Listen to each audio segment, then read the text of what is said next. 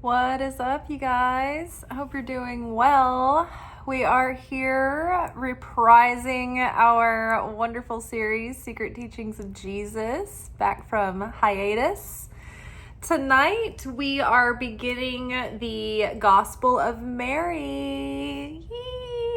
So I'm going to start us off tonight with like an introduction as to like a little bit of the story behind the discovery of the Gospel of Mary Magdalene, and also a little introductory to set us up for the text itself from the Nag Hammadi scriptures. But then I don't know if we're going to get into the meat of the text tonight. It's a fairly short gospel, so I think I want to take our time with it. And so I think tonight I'm going to take our time. We're going to do the intro, and then I'm going to show you guys some other extended reading that would be supplemental and would relate. So first of all, the idea of Mary Magdalene, the meat of it is that she's received the secret teachings of Jesus through a vision of when she met him outside of his tomb and he appeared to her. He actually gave her teachings in that meeting, in that vision, or like downloads, you know. So she goes back and runs back and tells the disciples, and essentially this is a journey of ascent of the soul in the afterlife.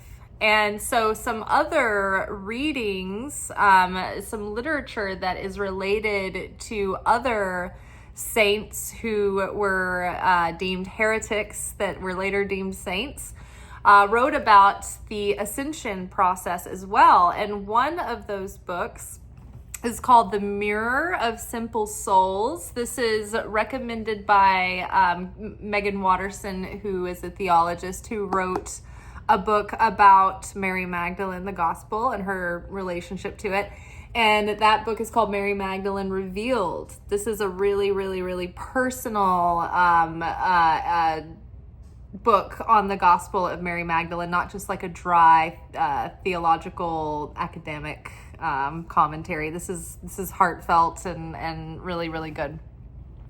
So Megan Watterson is a feminist theologist who studies feminine apostles and feminine mystics and saints, particularly. It's her expertise. She recommends in the Mary Magdalene Revealed, The Mirror of Simple Souls by Marguerite Porete. Now, Marguerite Porete was from like the 1400s, I think, and she was French. So this book is pretty thick. It's not thick to read, but it's dense. Like the words, the language, it's also so it takes a minute to start to digest the language itself, but then you start to understand it. I don't know if you ever saw the movie Nell, where Jodie Foster is like an isolated woman who lives in the like mountains of Appalachia, I think, and she has a speech impediment and she's very isolated. She only knows like her sister and her mom, and they have the secret language, and it's like sort of like based on some other thing. Like this is literally how it reads. You're just like, what?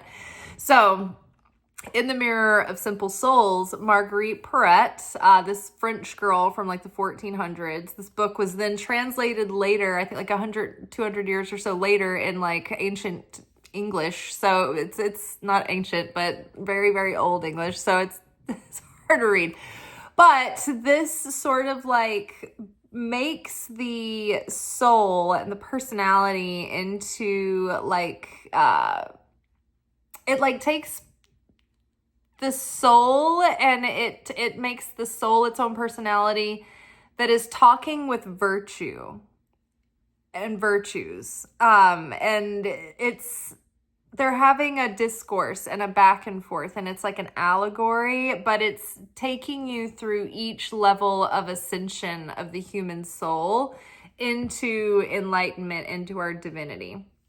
So I have read this book almost until the end, and it is worth reading again. I think I would go back. It's like brief pieces, but it's so hard to take in because of the language and the nature of it that you will only be able to read a couple of pages at a time.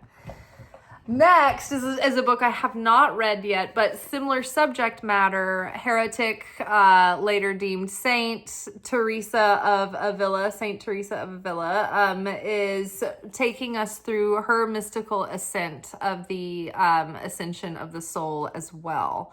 So these are related reading to the Gospel of Mary, and it's nice because the Gospel of Mary is only a few pages, but here you can think about this subject matter for many, many more pages. And then my favorite of all, and I cannot wait to really get into this book, into the meat of it. I've skimmed over it a few times. I've never read the full whole thing. I've read through it online a few times, and it is just so psychedelic and also so dense and just something to contemplate. If you're ever looking for something to stretch your mind far past our own reality, the Pistis Sophia, a psychedelic whirlwind of ancient Christianity and apocalyptic vision. Just amazing. So this book is so amazing. I don't know what I'm gonna do with it. I do want to do some sort of work with it, but I'm not sure. I feel like there's maybe a book I will write about it, or a course that I will create for us with this book, but I think this one is too thick, too dense for just episodes here. I think it's going to be a fatty bobatty. So we'll get into that later. So first I will read a few pages from, or a quick chapter from the Gospel of Mary Magdalene Revealed. This is going to give us a quick colorful history on how the Gospel of Mary was discovered and how it found its way into our possession again. If you want a deeper explanation of the architectural findings and all of that, the history of that, I believe that it is laid out in the Nag Hammadi scriptures. This is the collection that they chose to include the Gospel of Mary Magdalene in. I think that's the gospel that they included in this text that they didn't actually find in Nag Hammadi. I can't remember. We're gonna read about it again because I've been studying a bunch of theology recently, so I can't remember. There was a gospel brought up recently that was included in Nag Hammadi collection that it wasn't necessarily. It was a one-off found by itself somewhere, and I don't. Maybe it was not Mary Magdalene Revealed or Mary, the Gospel of Mary. Okay. So we will get into this. Now, if you guys this is your first episode, welcome. This is Secret Teachings of Jesus, where I delve into the lost gospels, the Nag Hammadi scriptures. I have the Dead Sea Scrolls set aside to get into at some point. I am not a formally trained theologian. I do stutter, and I just am really interested in the subject matter, and I've always wanted to read these and just was so busy, didn't know when I'd have time kind of thing. And so I just thought, wouldn't it be nice for us to have a fireside chat style weekly segment where we read these and learn them together. And also, I will get downloads about insights and revelation as to the deeper meanings in the scriptures. We recently finished the Gospel of Philip, which was a wild ride, an amazing time, and I highly suggest going back and watching some of those episodes, if not all of them. It was a really great series, but yeah, so much came through in those. And what was interesting is that I retroactively started to look up just any little thing here and there about theology or, people who are formally, educated on these things in their commentary. And honestly, we were right on the money, and we were on it every time. And in fact, we had deeper insight than like the not mystics, right? Just the academia and the coming from an academia perspective. A lot of times they don't understand what this wild text is talking about, and a lot of times we did on our channel. So go us. And I do study Kabbalah, and I've always been just generally a mystic and a cosmologist, and like since early childhood. So that'll give you some context to who am I and who I am. If you've never met me, I'm stuttering a lot today, so forgive me. Okay, cool. It might mean that I'm getting a migraine soon, so I get migraines sometimes. All right, let's read from Mary Magdalene Revealed. So this is Megan Watterson giving us a little bit of history on the scrolls of the Gospel of Mary. First, she starts with a quote taken from The Thunder Perfect Mind, which is another piece that we will cover together. I almost did it tonight in the interim between the Gospel of Mary, but I kind of want to do like a thing with it. I think I might want to make something dramatic with it or something. It's really cool. It's a really long, epic poem. Okay, so we'll start with this section and then it'll go into it. I am the first and the last. I am she who is honored and she who is scorned. I am the whore and the holy woman. I am the wife and the virgin. I am the bride and the bridegroom. I am she, the Lord. The Thunder Perfect Mind. Chapter 1, verses 5 through 10. That's what that was. Okay, the earliest evidence of the lost gospel of Mary Magdalene was discovered in January 1896 at an antiquities market in Cairo by a German scholar named Karl Reinhardt. It was written in Coptic on ancient papyrus. Coptic is an Egyptian language that is still used today by Egyptian Christians called Copts. Bad boys. I'm sorry. It was placed in the Egyptian Museum in Berlin with the official title and catalog number of Codex Berlinesis 8502, which is a mouthful. So scholars refer to it as the Berlin Codex. Egyptologist Carl Schmitt set about creating a German translation of the Gospel. Except for the missing pages, the text was in good condition. And since Coptic script was used almost exclusively by Copts, Schmitt concluded that their communities in Egypt were the ones to translate, preserve, and perhaps even to save the Gospel of Mary from complete erasure. The publication of Schmitt's translation of the Gospel of Mary was ready to go to the printing press in Leipzig in 1912. But just as the printer was nearing completion, a water pipe burst and destroyed the entire first edition. Schmitt tried to salvage the mess, but was interrupted by World War I.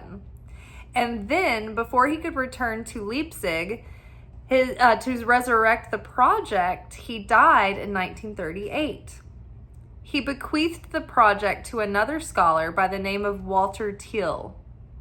In the meantime, in 1917, a small 3rd century Greek fragment of the Gospel of Mary was found.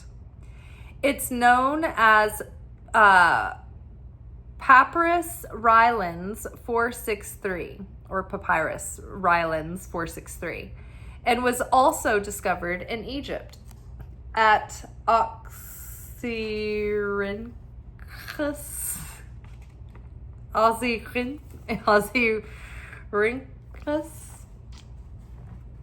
I did my best. Okay.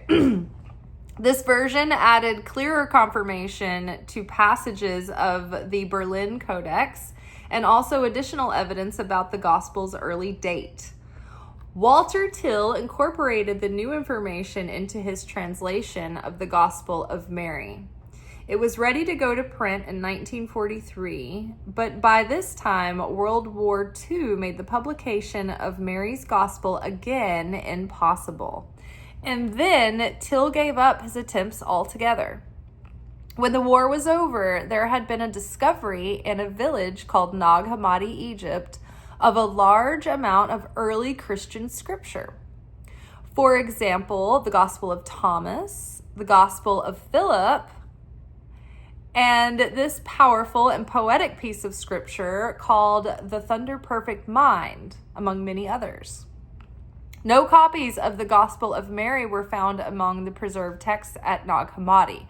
However, the two texts that were found within the Berlin Codex, rolled up with the Gospel of Mary, appeared among the mass findings of manuscripts, the Apocryphon of John, and the Sophia of Jesus Christ.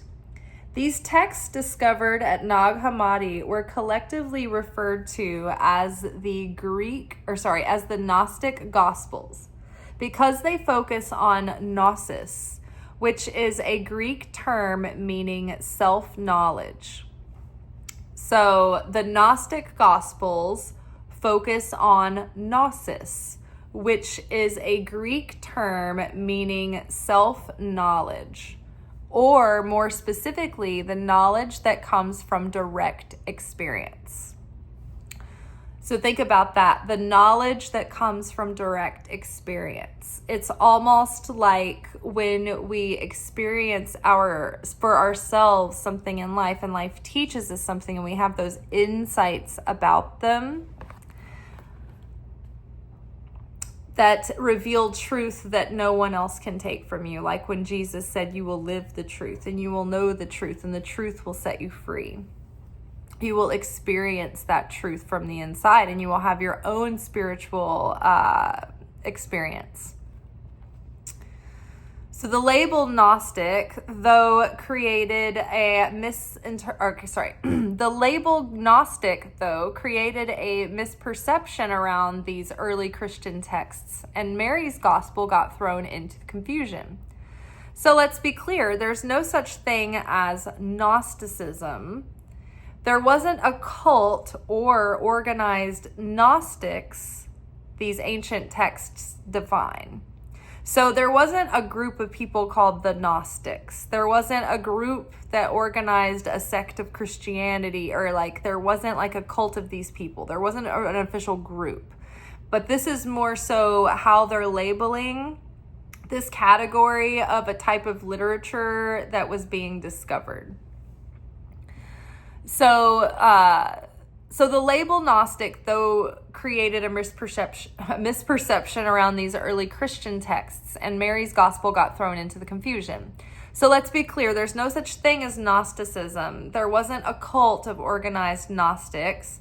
These ancient texts define. These texts, including the Gospel of Mary, are evidence of various forms of Christianities that existed before the 4th century, when the current form of the Bible was codified.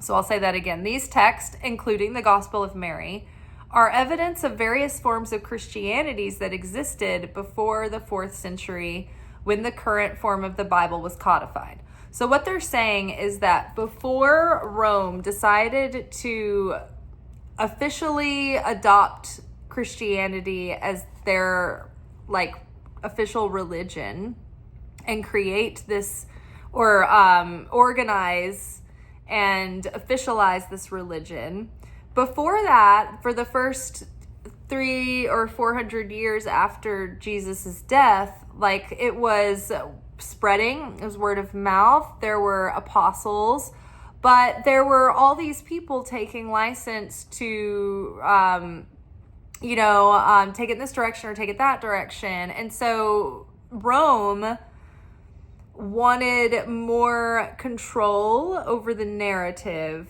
and they wanted to stay organized and keep a central theme. And so they got together and took the leaders of the church that had come forward at that time and got together, and they chose which gospels and which collections of writings would be included in the official Bible.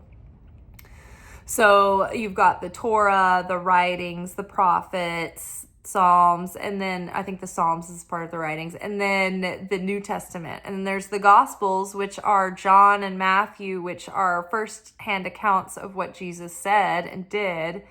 And then a lot of the rest of the New Testament is written presumably by Paul. And Paul is someone who came around later, 50 years after Jesus' death, who never met Jesus, who actually was sort of against the messianic movement that was coming up, but then had an experience and it changed him, and he claimed to have had a vision where the resurrected Christ appeared to him and gave him teachings to take to the Gentiles. He had to be approved, though, by James, Jesus's brother, and Peter, Simon Peter, the Rock, who Jesus had directly left the leadership and stewardship of the church in. He was like, okay, you two are in charge of the church. Now, there's multiple Jameses around, so I get confused about which James is who, but this was something I learned by a theology professor who was recently talking about this, who was talking about it is the an introduction to Merkava literature, and so he goes on and talking about Paul's vision, but he makes it a point that Peter and James were like, how are we going to base this? What are we basing this authority on that you're taking to go teach? Because you never met Jesus and you weren't there for any of his teachings, and you haven't directly learned any of his teachings. And so I guess they met with him, interviewed them, and he compelled them, I guess, to at least agree to let him teach for the church these teachings officially. So this is the Peter that wrote a lot of the New Testament, or presumably authored a lot of the New Testament. So it's interesting when you start learning about the origins of where these Gospels were written, when, how they were discovered, or by who. And then there were the apostles that were students of the disciples who wrote their Gospels.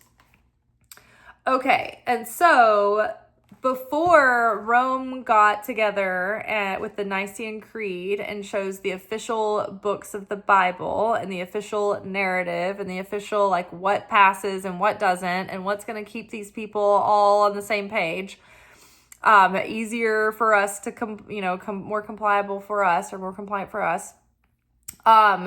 They did not include other Gospels.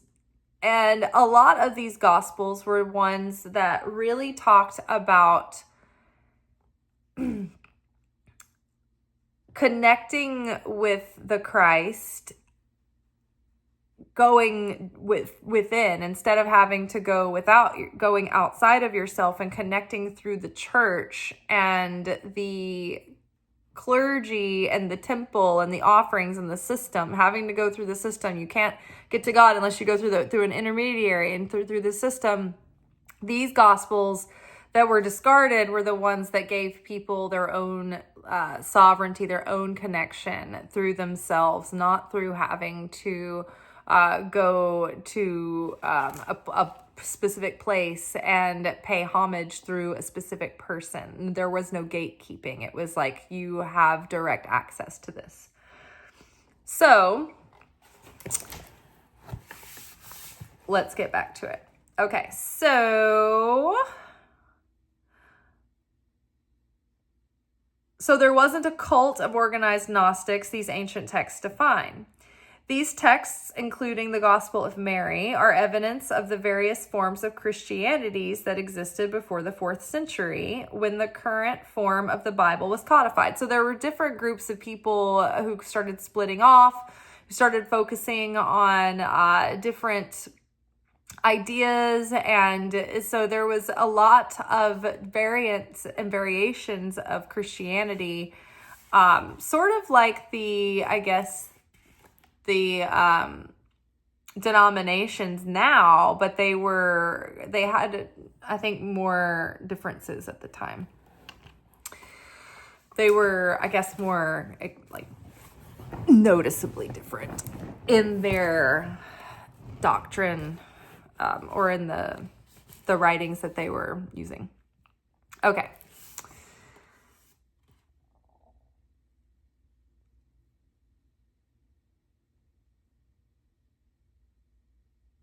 Okay, so I know I just made Christianity plural there, but this is what these ancient texts prove, that there were many threads of Christianity in the wake of Christ. And one of those threads, let's call it a red one, believed women were as worthy as men to teach and lead the church.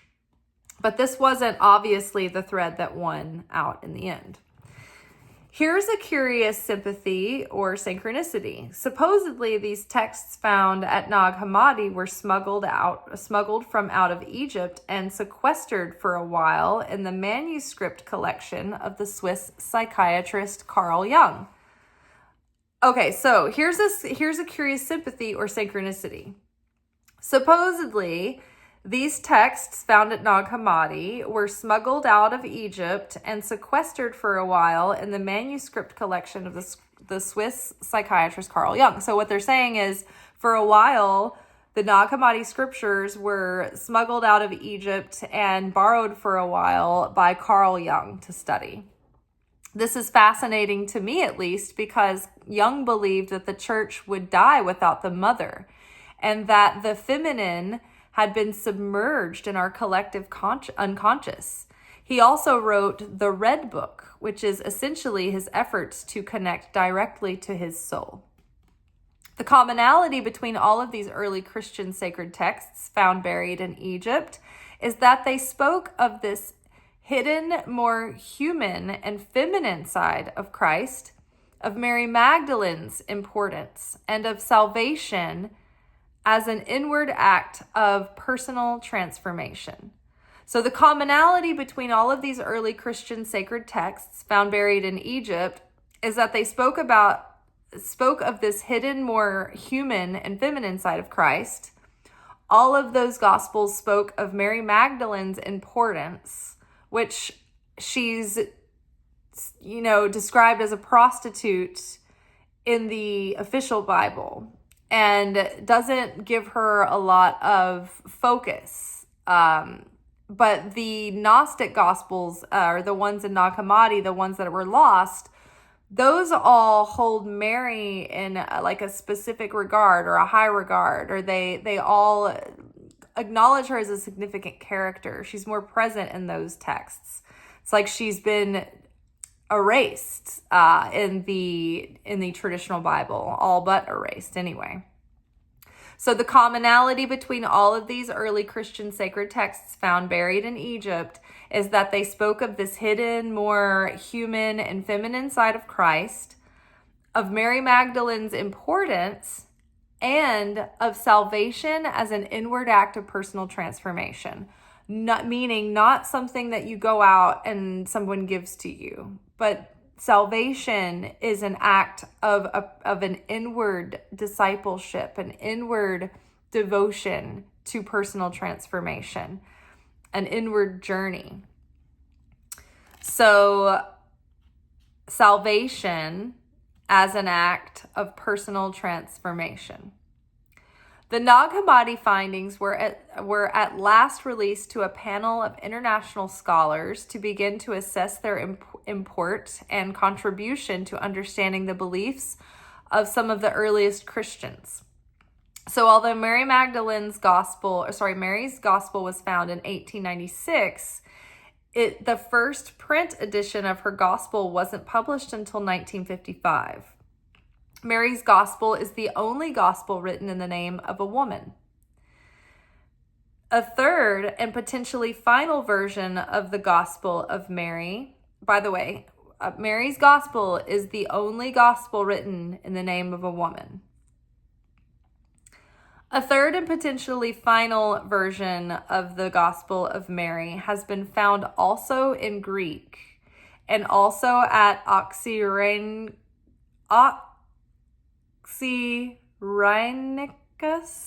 in northern Egypt. That's a hard word to say. It's got a lot of X's and Z's and Y's and everything at the end of the alphabet like crammed together. In northern Egypt. This is a very significant discovery. As author, scholar at Harvard Divinity, Professor Dr. Karen King explains in her translation of Mary's Gospel, because it is unusual for several copies from such early dates to have survived.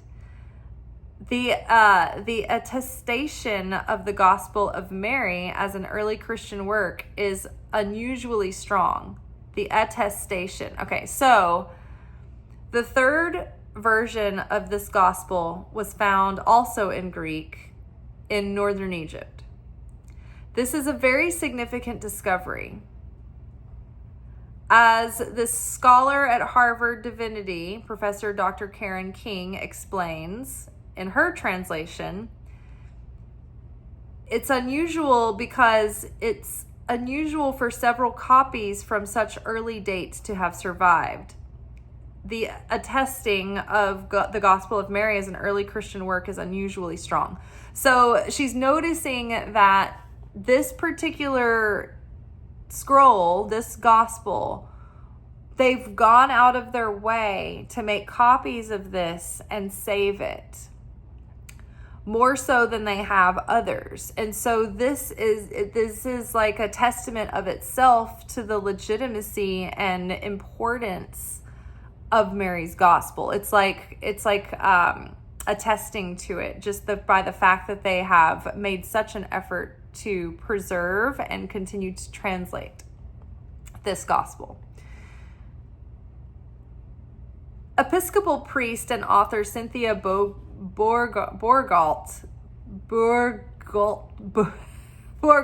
It's funny, when I'm reading this silently to myself, I can read, and it makes sense. I know what that word is, but like when I say it out loud, it's hard. Cynthia Bourgault claims that if Dr. Karen King is correct, this would place the Gospel of Mary Magdalene within the earliest strata of Christian writings, roughly contemporary with the Gospel of John. Side by side with the Gospel of John, y'all. This arduous and somewhat calamitous process of Mary's Gospel finally making its way into print feels significant to me. It reflects the almost magnetic reluctance of shifting our perspective about her, like the effort of what it would take for a river to change direction. And for me, it reflects the process of what it has taken me personally to share my truth about who she is and the truth about how her gospel has impacted my life. As we make our way through each passage Mary's gospel contains, I've also included passages at the start of certain chapters from these three texts: the Gospel of Thomas, the Gospel of Philip, and the Thunder Perfect Mind, because they help to contextualize Mary's gospel. Her gospel wasn't this one-off unicorn among horses type of scripture. Reading it alongside of these other gospels and early Christian scripture allows us to see that it was part of a community of belief. I've trained as a theologian, which just means a person who engages in the study of God, or in my case, a person who engages in the study of all that has been left out of our ideas of God. I will draw from my direct experience and illuminate each passage as far as I am able to, and also move us through the legend of Mary Magdalene herself and her misunderstood status as the penitent prostitute, to reveal a much more historical and theological accurate vision of who she was and who she remains. Now, remember, this is Megan Watterson's Mary Magdalene Revealed, so I highly recommend this book. It's a great thing to read to flesh out the actual Mary's gospel itself, if you just want to sit with it for more time. And in deeper contemplation. So the 7 powers mentioned in Mary's gospel: darkness, craving, ignorance, craving for death, enslavement to the physical body, and the false peace of the flesh, and the compulsion of rage, are the precursors to Christianity's 7 deadly sins: pride, greed, envy, gluttony, lust, sloth, and anger. And I believe they are the 7 demons that Luke 8:2 claims were expelled from Mary. With him went the 12, as well as some women who had been healed of wicked spirits and of infirmities. They were Mary, known as Mary of Magdala, from whom 7 demons had been expelled. The emphasis of that passage is traditionally on the fact that Mary had to be healed of those 7 demons. But I like to focus on the fact that Mary was the first to be listed among the women who had been healed and had walked with Christ. Or listed among the women who had been healed and walked with Christ. These are the same 7 powers or demons that Pope Gregory in the 6th century proclaimed during his homily 33 proved her sinfulness. For me, rather than proving how far she fell, I see the 7 demons as proof of how much she overcame. It feels important, potent maybe, to make a small yet conscious effort toward reparation, to repair our idea of Mary Magdalene. I'm going to move through the 7 powers she teaches about in her gospel and give my version of a homily or sermon. And by sermon, I don't mean a formal or official one. They're more like love letters. And even though these 7 powers will progress from the 1st to the 7th in a linear way, in this book they are meant to be understood as powers that circle back into our lives again and again, and for some of us several times a day. And each sermon like love letter, in a way, will be a chance for me to practice a Christianity that never excluded Mary's gospel, and that understood these 7 powers not as demonic or sinful, but as simply human. For the passages of Mary's gospel, I have referred to Dr. Karen L. King's translation from her seminal book, The Gospel of Mary Magdalene, Jesus and the First Woman Apostle. For the list of the 7 powers translated from the Greek in Mary's Gospel, I prefer Cynthia Bourgault's translation from her book, The Meaning of Mary Magdalene. For the Gospel of Thomas, I have used Elaine Pagel's translation from Beyond Belief, The Secret Gospel of Thomas, and I have used Orthodox theologian Jean-Yves Leloup's translation of the Gospel of Philip from his book, Jesus, Mary Magdalene, and the Gnosis of Sacred Union. Any passages from the New Testament that I quote, refer to, are from Dr. Hal Tazig's A New Testament, a Bible for the 21st century combining traditional and newly discovered texts. I'm curious to get that Bible. I collect Bibles. I have a million. Okay. I came across the quote that opens this chapter from Thunder Perfect Mind in my early 20s, before I found the Gospel of Mary. But in many ways, it led me to it. I read, "I am the whore and the holy woman," and my whole body applauded. I had to brace myself against the bookshelf from the shock and extreme relief I felt in the corner of the bookstore, where I couldn't stop inhaling it. I had no idea what God was or wasn't. I had no clue that I would soon be devoting my life to feminist theology. But everything in me knew that this was what I had been missing.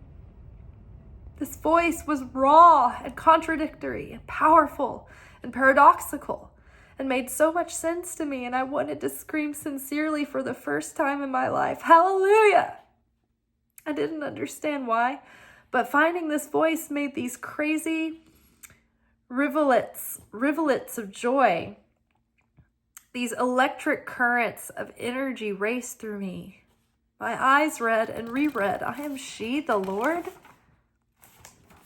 All right, sorry. Sometimes, all the time, this writer, she just makes me cry. You can just feel her emotion in her writings. I love that. Okay, and now we are going to read a little bit of the introduction to give us some context about the text itself. So, in fact, we're at 40 minutes, and this is another few pages. So I think that I'm going to break this up into next episode. So now that we have a little taste of the idea of where this gospel was discovered, where it came from, the fact that Mary was not actually a prostitute, that later on the Catholic Church came out and said, oh, by the way, that was a smear campaign by the powers that be. She was actually like a woman of spiritual breeding, and like she was like a priestess in the temple, more like than a prostitute. But that story, that narrative about Mary was so ingrained in people's minds and hearts, and their relation to her in the Gospels, and this idea of Jesus loving the prostitute, which isn't wrong. I mean, he did. There were other prostitutes around that were her friends, or their friends or whatever. There are all kinds of people around. Jesus doesn't turn anyone away. He doesn't judge. However, it was an attempt by the other disciples, and you will see this when we go into her gospel, how the other disciples receive it and how they feel about it. And that kind of splits the road where, and this is what some other theologians were talking about recently when I was listening to a lecture about this, that Peter goes off in his direction and preaches the gospel, and that's where we're getting this more heavy-handed, misogynistic, once it's taken taken and run with, it kind of seeds misogyny and the fact that only men can be teachers and only men can be leaders and only men are supposed to be teaching the gospel. And that really wasn't Jesus's position. He had women coming with him in his ministry, and they were teaching, and there were women who joined that were proclaiming, and speaking their testimony and preaching about him on the temple steps, and like rogue preachers in the wilderness, just people spreading the gospel. They were like his missionaries in a way, unofficial, right? They just went off on their own and did it. But there were people with Jesus in his group that were women students. And when women would ask him about it, he would encourage them, like, hey, come join us. Like, leave, like, it's not wrong to leave your village and disobey the culture and your parents if it's for the sake of following me, the Christ. Like, honor your parents, honor your mother and father, but the only thing that's more important than doing that is actually following me. And so if you want to do that, then come on with us. And you can't let anyone separate you from your relationship with Christ. And so there were other, I think that the Paul also was, I think, preaching on, this idea as well. And so there were two schools of thought that sort of split off from there. One that women were part of the ministry, and Jesus himself had accepted them and given them teachings. Women were the ones who financed Jesus's ministry. In fact, it was a woman from Herod's court who was going behind her husband's back and financing Jesus's ministry, including Pilate's wife also.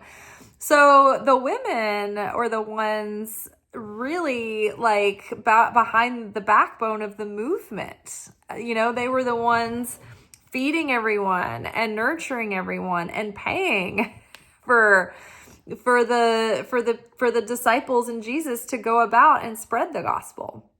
Amazingly enough. So the men, disciples, some of them, not all of them, but some of them were really kind of like peeved that Mary had been given this insight, and they didn't like that. And they were mad about that.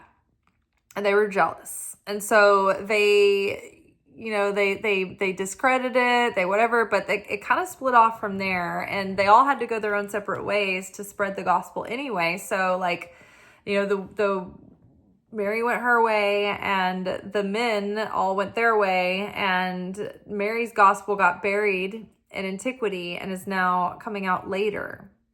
And so it's like we're having to correct all the damage of thousands of years of people taking it upon themselves to say, well, you know, I'm just going to say that women can't be leaders in the church.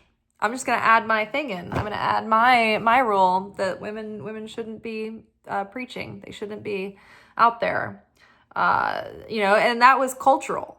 That was a cultural prohibition because women weren't really educated. And it's not that they weren't allowed to be at all. I mean, they just weren't. Like, they were taking care of the home. They were like going to get water, and they were like doing the practicality of like keeping everything going, keep the hearth, you know, burning. So, but Mary Magdalene read, and there were other followers of Jesus that were female that were educated as well.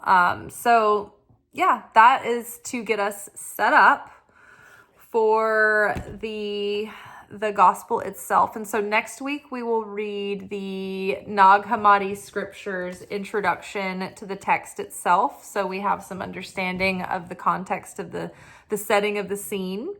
And then we will read the gospel, and we will talk about that, and probably split up over a couple of videos. So I probably, all in all, this will probably be a 4-video series, I imagine.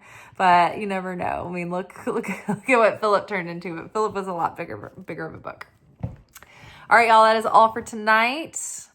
I hope that this finds you well and serves you well. And until tomorrow, when we are back together again for our weekly energy oracle forecast, may peace be with you.